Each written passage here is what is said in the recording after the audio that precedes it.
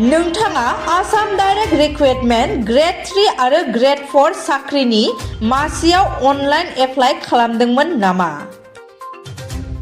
जुदि खालामदों, अब्ला नोंथाङा बे रादाबखौ मिथिना लानांगौनि गोनांथि दं।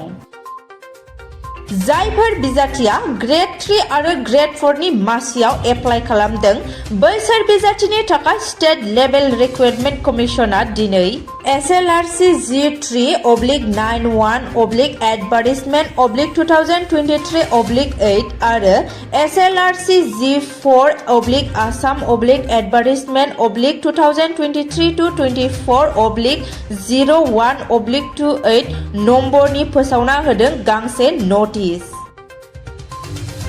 नोंथाङा नोंथांनि एप्लिकेशन नाम्बारखौ होनानै आसाम डाइरेक्ट रिक्रुटमेन्टनि लिंकआव थांनानै खेबसे चेक खालामना ला।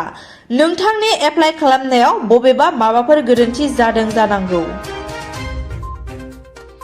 जुदि नोंथांनि एप्लाइ खालामनायाव एप्लिकेशन फर्मआव माबा मोनसे गोरोन्थि जादोंब्ला, नोंथांनि एडमिट कार्डआ ओंखाराबो जानो हागौ, एबा नोंथाङा एग्जाम होनो मोनाबो जानो हागौ। बेखौ नोजोर बोनानै स्टेट लेभेल रिक्रुटमेन्ट कमिसना गोरोन्थिखौ सुस्रांफिननो थाखाय ग्रेड 3 आरो ग्रेड 4 मासिनि थाखाय दिनै नटिस फोसावना होदों। बे जेंनाखौ सुस्रांनो थाखाय स्टेट लेभेल रिक्रुटमेन्ट कमिसना फैगौ 5 जानुवारि 2024 अक्ट'निफ्राय फुंनि 11 रिंगानिफ्राय 18 जानुवारि 2024 अक्ट'सिम सम सिमाखौ खानानै होनाय जादों।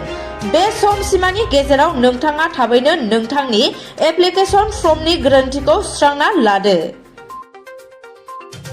नोंथाङा एप्लिकेशन फर्मनि गोरोन्थिखौ सुस्रांना लानोब्ला ADR Grade-iii ग्रेड 4 नि लिंकआव थांनानै नोंथांनि एप्लिकेशन नाम्बार आरो पासवार्डखौ होनानै लगइन खालामनांगोन आरो गाहायाव फोरमायनाय आगानफोरखौ उनसंनानै एडिट प्रफाइल मेनुआव क्लिक खालामना होनांगोन।